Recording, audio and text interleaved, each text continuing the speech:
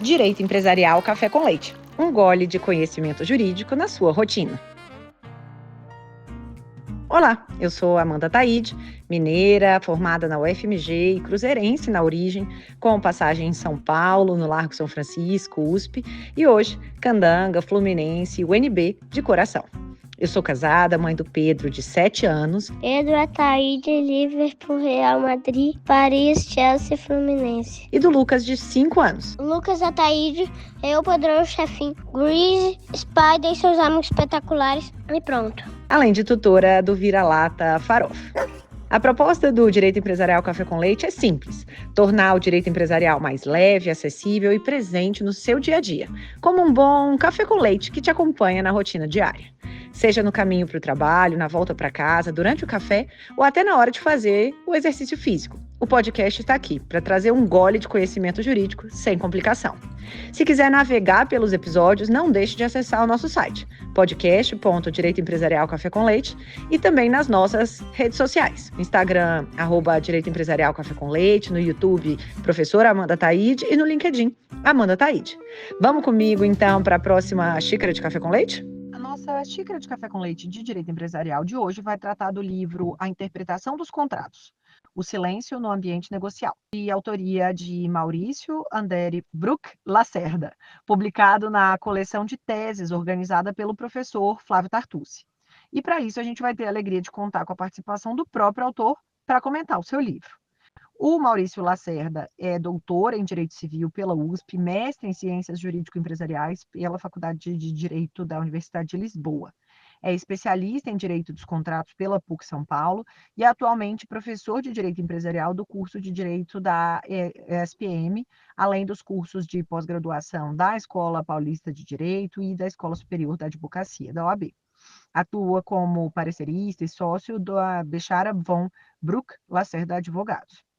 Então, professor Maurício, é com uma alegria enorme ter você aqui no nosso podcast para apresentar de um modo simples, curto e gostoso esse tema que é objeto do seu livro, do silêncio e sua interpretação no ambiente negocial. Professora Amanda, muito obrigado pelo convite. É um grande prazer participar do Direito Empresarial Café com Leite.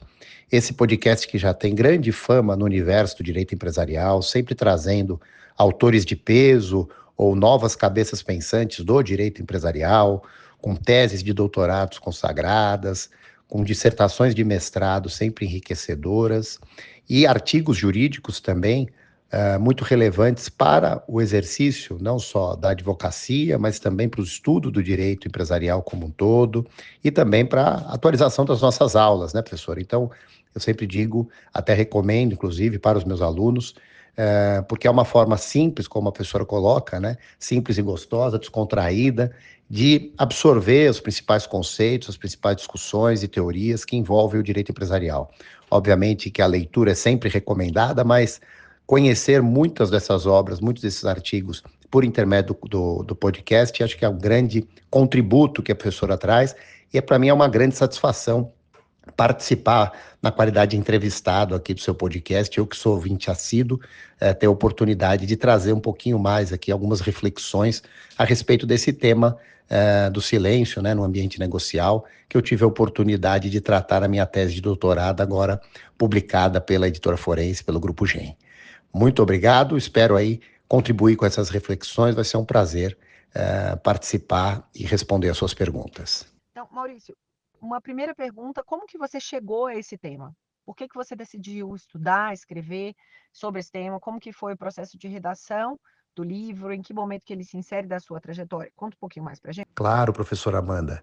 É sempre um prazer retomarmos as nossas memórias, né? Lembrarmos de momentos importantes da nossa trajetória, especialmente em momentos como esse, após a conclusão de uma etapa relevante da nossa formação acadêmica, como é a conclusão de uma tese de doutorado.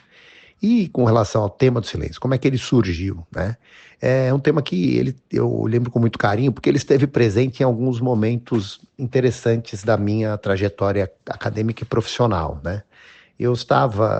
Tive a oportunidade, depois de me formar em 2003, fazer uma pós em contratos uns 6 meses depois. Estava advogava no escritório no qual eu havia feito estágio e acabei sendo efetivado. Recebi lá os estímulos do Dr. Valfrido Jorge Ward Júnior, né, que hoje está lá na Ward Advogados. Foi com ele juntamente com o Rudy, foram os advogados com os quais eu aprendi a advogar, né? Trabalhei mais de 10 anos com eles. E o Valfrido sempre foi um grande estimulador para eu aprofundar os meus estudos acadêmicos. E foi nesse contexto que eu resolvi fazer meu mestrado na Faculdade de Direito da Universidade de Lisboa, né? E estudei um tema que envolve o universo contratual e o universo societário, direito empresarial. Foi exatamente o tema do seguro dos administradores de sociedades empresárias, o D&O Insurance. Tive a oportunidade de me desligar das atividades advocatícias, com o apoio do escritório, inclusive à época, e passei lá 10 meses a princípio em Lisboa, depois mais 6 meses para escrever a dissertação, onde eu tratei do tema do D&O Insurance, que depois frutificou no primeiro livro a respeito do tema, Na Realidade Brasileira, publicado pela Juruá em 2013. E qual foi ali a presença do silêncio nesse momento? Ao estudar o contrato de seguro, que agora deve contar com uma lei própria, a lei do contrato de seguro, que está aí no período de vacatio legis e deve entrar em vigor no final do ano, nós temos lá uma circular da SUSEP, que era muito aplicada, justamente pela ausência de regra mais específica acerca da formação do contrato de seguro, que prevê justamente que se a seguradora silenciar após a aceitação da proposta, após o recebimento da proposta, ou seja, se ela não recusar expressamente a proposta do contrato de seguro, o contrato é considerado formado, né, tacitamente. E essa questão do silêncio, né, de um comportamento, da inação da seguradora e da formação do contrato de seguro foi o primeiro momento que me chamou a atenção sobre a presença do silêncio no universo contratual. Obviamente que nós temos outras regras no Código Civil, que eu até trago na tese, como a questão da cessão de crédito e o silêncio importa recusa, caso não haja manifestação, né, expressa acerca da aceitação, né, por parte do credor. Mas esse tema me chamou muito a atenção. Depois, voltando para o Brasil, comecei a lecionar e me designaram justamente para ser professor em teoria geral do direito civil, que era um tema que eu sempre gostei e acho que é um tema basilar para todo o direito privado, e eu me deparei com a regra do artigo 111. Participando de uma jornada de direito civil, da 5ª jornada de direito civil, tive a oportunidade de mandar um enunciado que acabou sendo aprovado depois sobre a Eireli, né? Na época ela tinha acabado de surgir em 2011, ia entrar em vigor em 2012, fiz lá uma proposta de enunciado que foi aceito sobre a natureza jurídica da Eireli. E, curiosamente, nas plenárias da jornada de direito civil, apareceram os 2 enunciados a respeito do silêncio, a respeito da regra do artigo 111. E aqueles enunciados acabaram não sendo aprovados. Mas eu falei, poxa, tá vendo? De novo o silêncio aqui me incomodando, né? Esse silêncio eloquente já aparecendo novamente nas minhas perturbações acadêmicas. E aí eu pensei, poxa, acho que vale a pena estudar mais a fundo esse tema, até porque no exercício da advocacia e na própria docência eu não via muito a aplicação da regra do artigo 111. E ao iniciar as minhas pesquisas, me deparei apenas com obras mais antigas, professor Serpa Lopes, ainda na vigência do Código Civil de 1916, e 2 dissertações de mestrado, né? Professor Marcelo Bürger, lá do Rio Grande do Sul, e da Priscila Tutiquian, né? Uma dissertação um pouco mais antiga do Rio Grande do Sul. Falei, poxa, não há aparentemente uma tese de doutorado a respeito do tema. Acho que está aqui o ambiente que eu quero explorar mais a fundo no meu doutorado. E como eu já transitava tanto pelo direito civil quanto pelo direito empresarial, especialmente nessa parte de direito contratual, né, me lecionando teoria geral do direito privado, né, especialmente fatos jurídicos, negócios jurídicos, foi daí que surgiu o meu interesse por aprofundar o estudo desse tema, que ainda não contava com uma obra, né, uma tese de doutorado mais específica a respeito. Inclusive porque nós tínhamos aí algumas novidades dentro do sistema, que lá na época que o professor Serpa Lopes escreveu a obra dele, ainda na vigência do Código de 16, não existia uma realidade como o Código de Defesa do Consumidor, Lei da Liberdade Econômica, ou seja, o contexto da realidade jurídica brasileira era bem diferente, né? Então eu entendi que ali tinha um tema interessante a ser aprofundado, sobretudo por conta da inovação que representou a introdução da regra do artigo 111. E foi nesse contexto, professora, que eu já tinha feito meu mestrado em Lisboa, mantinha lá boas relações com a faculdade, eu voltei para pesquisar por lá, em alguns períodos, né, em alguns momentos aí ao longo do desenvolvimento do trabalho. Também tive as portas abertas, não só aqui na Faculdade de Direito da Universidade de São Paulo, onde eu fiz o meu doutorado, né, mas também passei um período de desenvolvimento que foi muito produtivo no Max Planck Institute, lá em Hamburg, justamente porque lá tem um acervo de direito privado magnífico, onde eu pude ter bastante contato com obras estrangeiras, né? Principalmente doutrina alemã e italiana, especialmente, concentradas por lá. Então eu tive ali alguns momentos, né? Não só de reflexão em torno do tema, de abordagem e efetivamente de produção em contato com esses acervos da Faculdade de Direito da Universidade de Lisboa, do Max Planck, da Faculdade de Direito aqui da Universidade de São Paulo, que possibilitaram a conclusão desse trabalho, que ora eu publico. Então, o silêncio é abordado de uma maneira ampla na sua obra, desde a conceituação como conduta humana até a sua aplicação no ambiente negocial. Então, conta pra gente, né, como que o livro faz essa transição e qual a principal contribuição dessa análise para a interpretação dos contratos? Muito bem, professora Amanda. Essa pergunta ela é bastante importante porque ela reflete uma dificuldade que eu enfrentei logo de princípio. Primeiro, de contextualizar, né? Qual é o silêncio que me importa tratar? Quero estudar um fenômeno que é difícil de ser analisado, justamente por conta desse vazio que ele representa, né, fora de uma conduta humana. Portanto, é um nada, digamos assim. Então, a gente parte um pouquinho dessa ideia, mas já fazemos um corte inicial de que o que estamos analisando aqui, numa tese jurídica, é o silêncio associado à conduta humana, a um comportamento humano.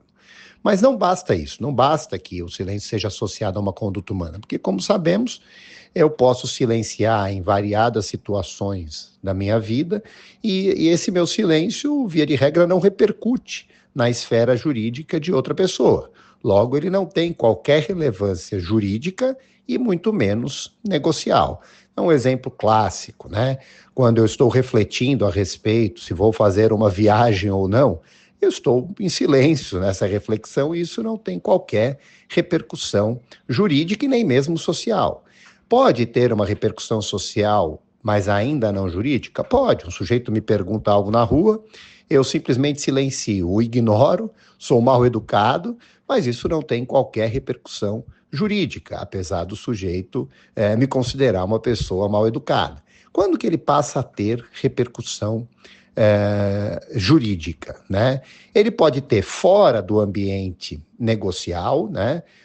Quando eventualmente eu pratico algum ato omissivo em vários contextos, né? Que inclusive podem caracterizar uma omissão de socorro, se o sujeito tem um dever de agir ou coisa do gênero.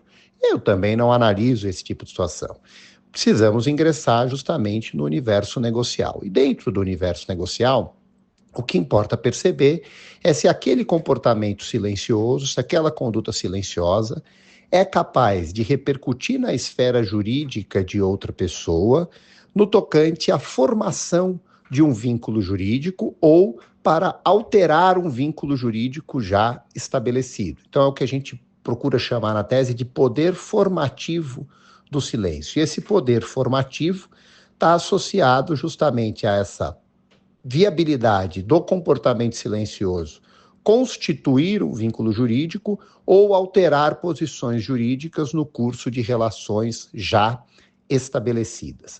E aí o que a gente procura explorar é justamente com base na regra do artigo 111, situações, critérios, né, pressupostos que permitam reconhecer que o comportamento silencioso foi apto ou a constituir relações jurídicas ou a alterar posições jurídicas no curso de relações previamente estabelecidas. E a conclusão que a gente chega, ainda sem entrar muito na análise da regra do artigo 111, mas vale a pena aqui mencioná-la, né, para situar o nosso ouvinte. O artigo 111 estabelece: O silêncio importa a anuência quando as circunstâncias ou os usos o autorizarem e não for necessária a declaração de vontade expressa. É justamente nesse contexto que se procura analisar tanto a postura daquele que silencia, quanto daquele que se relaciona com o silente, né? E obviamente que nós vamos ter que nos valer de algumas teorias, né, de alguns critérios, para estabelecer para reconhecer a formação ou não do vínculo contratual, e uma vez estabelecido, seja por força do silêncio ou não, se o comportamento silencioso do sujeito no curso de uma relação contratual é capaz de alterar determinadas posições jurídicas. E, portanto, no tocante ao contributo, né, para a interpretação dos contratos, o que afirmamos na tese é que a regra do artigo 111 ela acaba sendo muito subutilizada no nosso sistema. Ela, ao invés de ser invocada para a solução de determinadas situações nas quais, na nossa percepção, poderia ser invocada, ela cede espaço, por exemplo, para a boa-fé objetiva, né? Por exemplo, para suppresso e para surrécio em determinadas situações, em outros contextos para a teoria da aparência, e o que nós procuramos demonstrar, inclusive com base em exemplos práticos, é que a regra do artigo 111 confere respostas mais adequadas a determinadas situações do que soluções meramente doutrinárias ou teóricas, né, como a da boa-fé, uma vez que a regra está prevista no sistema, tem lá as suas condicionantes, os seus pressupostos, né, para aplicação, e poderia ser invocada nestas situações, conferindo respostas tecnicamente mais adequadas para os problemas que se apresentam. O livro, ele analisa também, então, de uma forma bastante aprofundada, a regra do artigo 111 do Código Civil, que estabelece que o silêncio importa a anuência, mas com as devidas exceções. Qual que é a importância, na sua visão, professor Maurício, desse artigo para a interpretação do silêncio e como que ele estabelece os pressupostos para a autonomia privada? Exato, professora Amanda. O artigo 111 é o dispositivo legal central na minha tese, né, de análise central, porque ali ele estabelece uma regra geral, digamos assim, para que se possa considerar um determinado comportamento silencioso como apto ao exercício da autonomia privada, né? Como apto à formação de vínculos jurídicos contratuais ou à alteração de posições jurídicas em contratos já estabelecidos. E, portanto, foi necessária uma análise aprofundada desse dispositivo, desde a sua história, né, os debates em torno da sua elaboração, lá no anteprojeto de 1970, então tive acesso aí a uma obra específica que apresentou um debate bastante intenso entre o professor Moreira Alves e o professor Clóvis do Couto e Silva a respeito da elaboração da regra. A própria utilização do termo anuência, né? O silêncio importa a anuência, ou seja, diferentemente da lei portuguesa, que fala equivale à declaração de vontade, aqui a opção do sistema foi não entrar, na minha opinião, numa discussão acerca de se tratar de declaração ou manifestação de vontade, mas simplesmente de se verificar que, a depender das circunstâncias ou dos usos, né, se as circunstâncias ou os usos o autorizarem e não for necessária a declaração de vontade expressa, o silêncio pode caracterizar a concordância, a anuência e, portanto, se mostra apto tanto a formar vínculos jurídicos contratuais quanto a alterar essas posições jurídicas. Logo, o silêncio se apresenta como um meio apto ao exercício da autonomia privada. Obviamente que ao longo da tese eu exploro a interação desse dispositivo do artigo 111 com outros dispositivos do Código Civil, a exemplo do artigo 432, entre outros, né? Justamente porque essa interação acaba refletindo também no exercício da autonomia privada por intermédio do silêncio. Então é justamente nesse contexto, em resposta já à sua pergunta, que analisamos detidamente a regra e verificamos a existência de um pressuposto e duas condicionantes. Qual é o pressuposto? O pressuposto é não ser necessária a declaração de vontade expressa. Então, em todos aqueles negócios jurídicos, todos aqueles contratos nos quais verificamos a necessidade de declaração de vontade expressa, como, por exemplo, uma compra e venda de bem imóvel, a necessidade de escritura pública, portanto, não se pode admitir a formação de um contrato dessa natureza por intermédio de um comportamento silencioso. Então, quando a lei exige, ou a própria vontade das partes exige, a declaração de vontade expressa, isso afasta a possibilidade de formação de vínculos jurídicos contratuais por intermédio do silêncio. E uma vez, vamos imaginar naquelas situações em que não há essa exigência. Logo, temos aí espaço para que o silêncio opere efeitos, né, do ponto de vista formativo, né, aquele poder formativo que mencionava na resposta ao questionamento anterior. Aí nós temos que analisar as condicionantes e a presença de alguma delas aí para autorizar justamente o exercício da autonomia privada por intermédio do silêncio, que são exatamente os usos ou as circunstâncias. Então, lembrando do teor da regra do 111, o silêncio importa a anuência. Portanto, a princípio parece reforçar aquela ideia do quem cala consente, né? O silêncio importa a anuência. Mas não é tão simples assim. Sabemos que a regra não é a formação dos contratos por intermédio de comportamentos silenciosos. Mas a regra vai além, né? O silêncio importa a anuência quando as circunstâncias ou os usos o autorizarem e não for necessária a declaração de vontade expressa. Portanto, aí a presença das condicionantes e do pressuposto ao final. Dito isso, nós precisamos verificar, será que conseguimos aqui extrair algumas regras que nos permitam reconhecer o exercício da autonomia privada por intermédio do silêncio? E aí justamente nós exploramos algumas delas, a doutrina já traz, né? Outras avançamos nesse sentido, né? E aqui estamos falando propriamente desse poder formativo.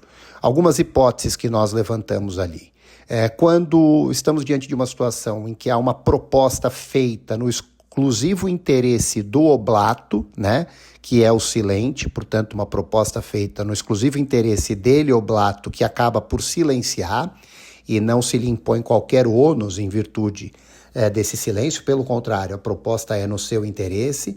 Estamos aí diante de determinadas circunstâncias, como eventualmente pode acontecer num contrato de doação, a depender, obviamente, das circunstâncias, porque essa aceitação às vezes tem que se dar por escrito ou por escritura pública. Nessas circunstâncias, um contrato de comodato, por exemplo, que pode eventualmente ser formado em virtude de um comportamento silencioso do oblato, né?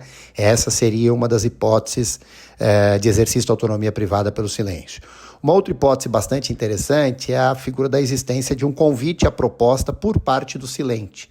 Então, até destacamos ali um exemplo que me parece interessante, um contrato celebrado por mensagens instantâneas, né, por WhatsApp, por exemplo, em que o sujeito provoca a outra parte para a celebração de um contrato, a outra parte responde com todos os elementos necessários à caracterização da proposta. Há uma situação de urgência que demandaria uma resposta rápida por parte daquele que provocou e ele silencia. A depender das circunstâncias, pode-se interpretar este contrato como formado por este comportamento silencioso. Obviamente que isso não é a regra, mas a depender das circunstâncias, essa situação pode se verificar, né? Outras situações, existência, por exemplo, de relações contratuais correntes, as partes já se relacionam há algum tempo, portanto se impõe a uma delas que eventualmente se manifeste expressamente. E se ela silencia, presume-se que aquelas relações contratuais correntes permanecerão como estão, portanto o sujeito não vai poder, face ao seu silêncio, negar uma determinada continuidade de dada relação jurídica, porque as relações já eram correntes e, portanto, o seu silêncio é interpretado como meio apto ao exercício da autonomia privada. Então, face a essas condicionantes e a determinadas situações, que nós trabalhamos com essa possibilidade do exercício da autonomia privada por intermédio do silêncio. Inclusive, professora Amanda, para corroborar essa compreensão, essa conclusão acerca da possibilidade do exercício da autonomia privada pelo silêncio, nós analisamos o locus no qual a regra foi inserida no nosso sistema. E o artigo 111 consta lá da parte geral do Código Civil, justamente na parte de formação e interpretação dos negócios jurídicos. Lembrando que todo negócio jurídico, né, todo contrato é negócio jurídico bilateral, portanto, é exatamente nesse ambiente negocial que a regra se situa. E ali nós, obviamente, nos valemos também das teorias que nortearam as discussões acerca da disciplina negocial no Código Civil atual. E nos valemos da teoria da confiança para reforçar essa compreensão, segundo a qual o que se espera numa relação negocial, especialmente nos negócios jurídicos bilaterais, é que as partes que geram expectativas legítimas nas outras, né, uma das partes, quando gera expectativas legítimas na parte contrária, tem que corresponder a essas expectativas legítimas geradas. E é justamente nesse contexto que, a depender das circunstâncias, o silêncio de uma delas pode importar na formação de um vínculo jurídico negocial e, portanto, pode se caracterizar como um meio apto de exercício da autonomia privada. Basicamente, obviamente que nós transitamos por outros aspectos envolvendo o silêncio e figuras análogas, como comportamento concludente, manifestações tácitas de vontade, mas entendemos que há espaço para essa formação do vínculo, para o exercício da autonomia privada, por intermédio do silêncio, com o respaldo na regra do artigo 111. Espera só um pouquinho que eu já volto para falar com o nosso entrevistado. Que você curte direito empresarial, eu já sei, porque você está aqui, ouvindo o nosso podcast. Agora, se você tem interesse em se especializar em alguma das sub-áreas do direito empresarial, como direito concorrencial, comércio internacional ou mesmo os acordos de empresas com o poder público, não deixe de procurar no meu site amandataide.com.br a aba Cursos Online. E você pode encontrar o curso perfeito para você. Eu elaborei com muito cuidado curso de pós-graduação e outros cursos de especialização que podem dar aquele empurrão na sua carreira jurídica. Eu já peguei a minha xícara de café com leite. Vamos voltar, então, à nossa conversa com o entrevistado? O seu livro também, professor Maurício, aborda os aspectos que você chama de patológicos do silêncio. Conta pra gente, então, dessa perspectiva, em quais circunstâncias o silêncio, que em tese poderia ser uma conduta neutra, que ele pode ser viciado e gerar, portanto, consequências jurídicas. Pois bem, professora Amanda, de fato, no capítulo 5º também, que é aquele no qual analiso a regra do artigo 111, justamente a possibilidade de formação, né, do contrato pelo silêncio, eu também discorro brevemente a respeito desses aspectos patológicos, né? Ou seja, a partir do momento em que se verifica a possibilidade da formação de vínculos jurídicos contratuais por intermédio do comportamento silencioso e que, portanto, ele se apresenta como um meio apto ao exercício da autonomia privada, naturalmente que eu preciso avaliar, assim como ocorre com declarações, com as manifestações de vontade expressas, né? Preciso avaliar se aquele silêncio que se mostrou apto à formação do vínculo, ele é um silêncio livre de vícios, né? O sujeito que silenciou era vítima de dolo ou coação. Portanto, o que afirmo ali, obviamente são situações um pouco mais delicadas de se verificarem, né? Mais difíceis de se verificarem na prática, mas não impossíveis. Portanto, o contrato se formou a princípio pelo silêncio, mas por quê? Porque o sujeito que silenciou porque era vítima de uma coação, por exemplo, né? Essa é a análise que fazemos. E aqui é importante destacar que nós não analisamos, não foi objeto da investigação, analisar, por exemplo, o silêncio na caracterização do próprio defeito do negócio jurídico, como podemos extrair, por exemplo, lá da regra do artigo 147 do Código Civil, que trata do dolo por omissão, né? Que trata expressamente o silêncio intencional de uma das partes a respeito de fato ou qualidade que a outra parte haja ignorado, constitui omissão dolosa, provando-se que sem ela o negócio não se teria celebrado. Portanto, ali nós temos uma situação diferente, né? É o comportamento silencioso caracterizando em si um defeito e não estamos aí propriamente tratando desse aspecto patológico que afeta a formação do vínculo jurídico de forma legítima, do vínculo jurídico contratual de forma legítima por intermédio do silêncio, que foi o exemplo trazido aí anteriormente. O seu livro também acaba analisando o silêncio em negociações, considerando aspectos econômicos como a assimetria informativa e a incompletude contratual, que ocorre então, né, quando os contratos não prevêem todas as situações. como que o seu livro, então, explica o papel do silêncio nesses cenários específicos. Exatamente, professora Amanda. Eu exploro o silêncio sob uma perspectiva jurídico-econômica, né, sob a influência aí da Escola da Análise Econômica do Direito, que inclusive eu tive a oportunidade de conhecer no meu mestrado por intermédio do brilhante professor Fernando Araújo, lá em Lisboa, com quem dei os primeiros passos a respeito dessas reflexões de caráter jurídico-econômico, que me permitiram enxergar, né, abordar essa figura do silêncio fora daquela leitura da dogmática jurídica tradicional, né?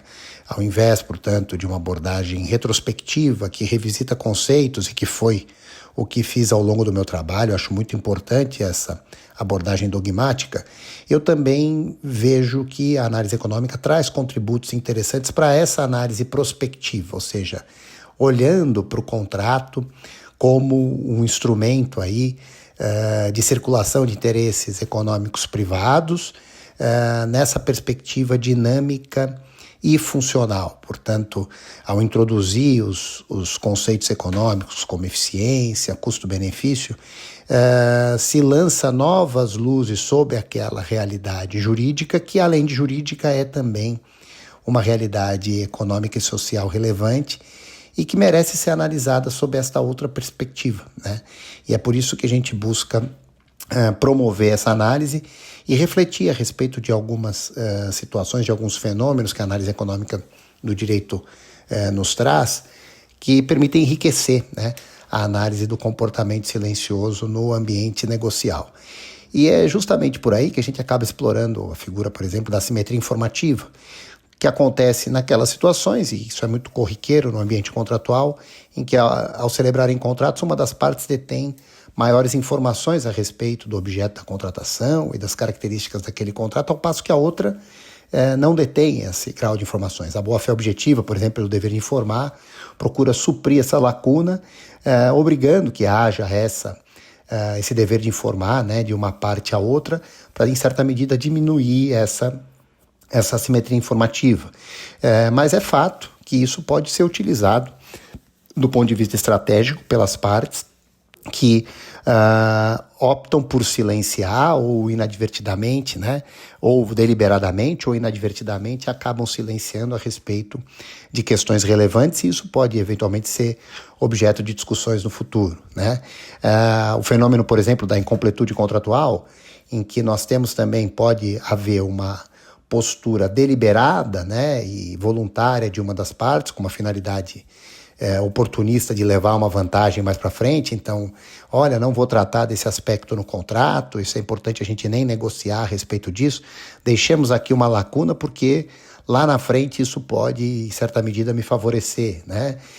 Ou mesmo, isso decorre naturalmente das negociações, há uma dificuldade, muitas vezes, das partes preverem todas as situações possíveis de ocorrerem no âmbito de uma relação, e aí verificamos a presença desse fenômeno da incompletude contratual.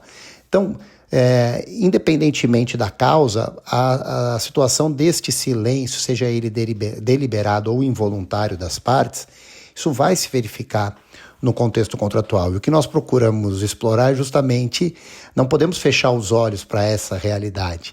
É interessante que se enfrente essa realidade até para que possamos nos precaver de situações e de conflitos futuros, ou para que as partes estejam advertidas de que isso é uma realidade possível, ou seja, que esse comportamento silencioso, seja ele deliberado ou inadvertido, pode se mostrar presente, né, relevante no âmbito de uma discussão contratual. É sob essa perspectiva que a gente procura trazer as reflexões aí por parte da disciplina da análise econômica do direito em torno do tema. Professor Maurício, o livro também explora o silêncio em outros contextos, né, além dos contratos. Por exemplo, o silêncio de um cônjuge em atos de outorga. Conta pra gente aí esses outros momentos de silêncio que você acaba abordando no seu livro também, e fica à vontade para, nessa pergunta final, contar um pouquinho mais de outros temas que eventualmente eu não tenha tocado nas minhas perguntas.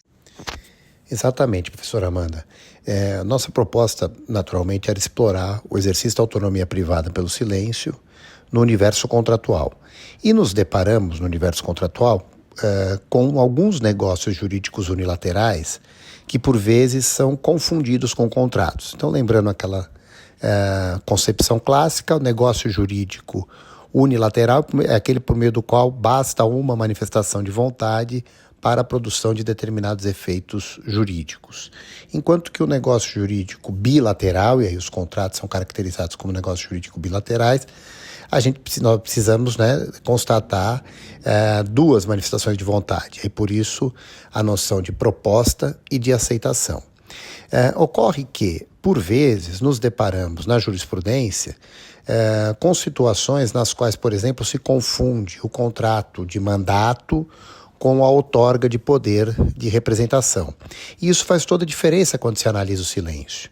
Porque, por exemplo, num contrato de mandato, haverá necessidade de se verificar a figura do proponente e do aceitante. E, eventualmente, como o silêncio só pode caracterizar a aceitação e não a proposta, pode-se verificar que o mandatário aceitou, os poderes de mandato, simplesmente silenciando. Isso não se verifica na outorga de poder de representação, por exemplo, onde se analisa única e exclusivamente a figura do sujeito que outorga o poder de representação.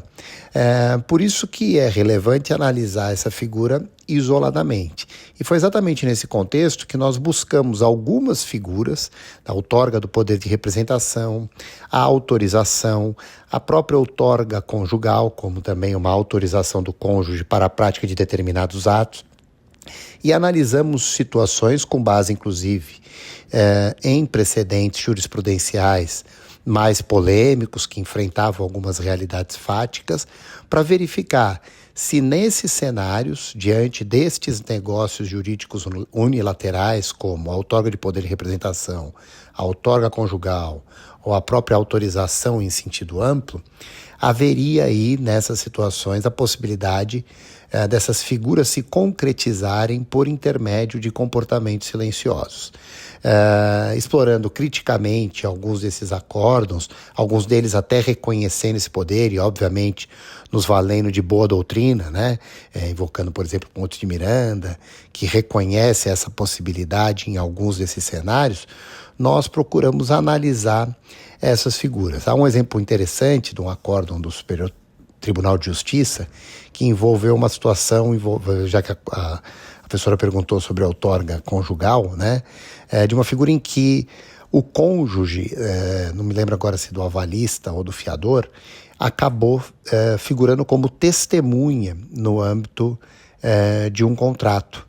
Nas instâncias inferiores, se entendeu que o fato do cônjuge figurar como testemunha seria suficiente para reconhecer a sua autorização em relação àquele contrato, ou seja, ele não figurou especificamente como outorgante, ou seja, não houve uma outorga conjugal propriamente, no campo específico, mas ele figurou como testemunha. Embora nas instâncias inferiores tenha havido reconhecimento desta outorga por parte do cônjuge, no STJ se entendeu que essa outorga deveria ser expressa. O que nós exploramos e analisamos do ponto de vista crítico é que a regra lá do artigo 220, entre outras, não prevê necessariamente que essa outorga se dê de forma expressa.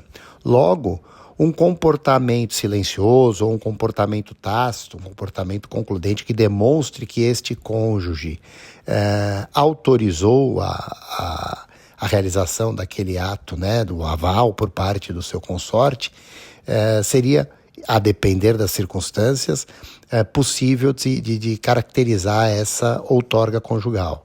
Então esse, por exemplo, esse é um destaque de um acórdão, de um precedente que analisou a figura da outorga conjugal. Mas além desse nós temos outros, como por exemplo a autorização num contexto de investimento em que determinado corretor tinha lá uma autorização prévia para a prática de determinados atos de investimento e para um ato específico ele não recebeu essa autorização.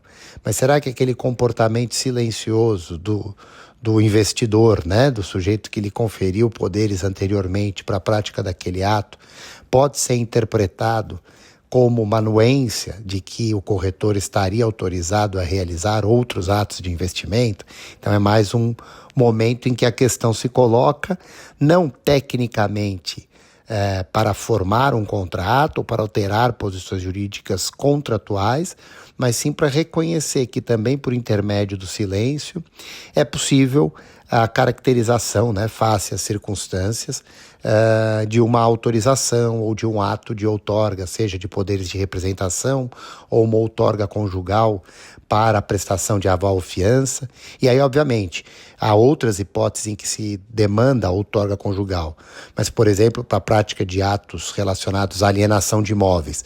Nessas hipóteses, naturalmente, que o silêncio não poderia operar efeitos, porque um ato de alienação de imóveis é um ato formal, depende de escritura pública, portanto, o silêncio não seria apto, né, à caracterização aí desse ato. Então, basicamente, professora Amanda, creio que essas sejam aí situações que me vêm à mente agora em torno de outros negócios jurídicos, né? E esses que mencionei unilaterais, em que há possibilidade da aplicação da regra do artigo 111. E agora conta pra gente, então, uma pergunta dessa 10ª temporada, novidade, uma habilidade não jurídica que você tem.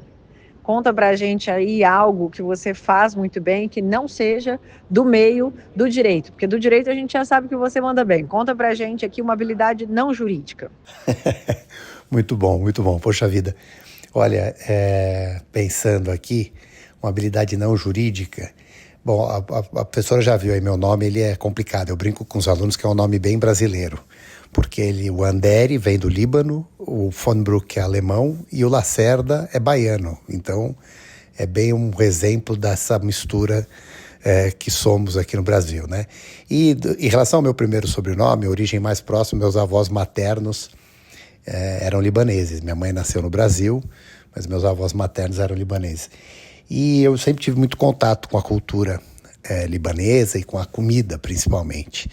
E minha mãe, que infelizmente nos deixou aí já faz uns 3 anos, 2022, deixou esse legado que eu aprendi com ela a fazer ali alguns pratos árabes, né? Por exemplo, a coalhada, que meus filhos adoram. É uma habilidade, sem falsa modéstia, a minha coalhada fica muito boa, tanto a coalhada fresca quanto a coalhada seca. O quibe cru, o quibe assado de bandeja também são habilidades. Alguns outros ainda não ficam tão bons, eu preciso aprimorar com a jadra e o tabule. Então eu diria que aí na cozinha, não sou um grande cozinheiro, mas com relação a esses pratos árabes eu tenho, modéstia à parte, uma boa habilidade para desenvolver. E aí pensando em outra habilidade que talvez chame a atenção, e aqui os meus alunos talvez se surpreendam mais para frente, porque normalmente a gente no ambiente do direito tem um perfil taxado pelos alunos de mais careta, né? Mas eu gosto muito de samba raiz, Cartola, Paulinho da Viola, João Nogueira, e frequento samba há muito tempo. E inclusive conheci minha mulher por conta de uma habilidade não jurídica que é dançar samba, né? Então, mas esse samba raiz aí eu sempre gostei, e lá atrás, há mais de 10 anos, conheci minha esposa num samba em São Paulo, né? Embora Vinícius de Moraes já tenha dito que São Paulo é o túmulo do samba, eu discordo dessa afirmação com todo o respeito ao poetinha, porque acho que cada vez mais se faz bom samba raiz em São Paulo. E eu sou testemunha disso, inclusive a minha família foi formada e constituída lá atrás no samba. Então é isso, professora. Obrigado pelas perguntas, quebrando o gelo aqui nesse final. Excelente essa abordagem aí para revelar um pouco mais, né, do perfil dos seus entrevistados. Obrigado, um grande abraço. A nossa xícara de café com leite foi devidamente tomada. Me diz então, esse episódio foi útil para você? Ajudou na sua vida de algum modo? Se sim, vai lá no Instagram, no YouTube, no LinkedIn e comenta comigo. Até o próximo episódio!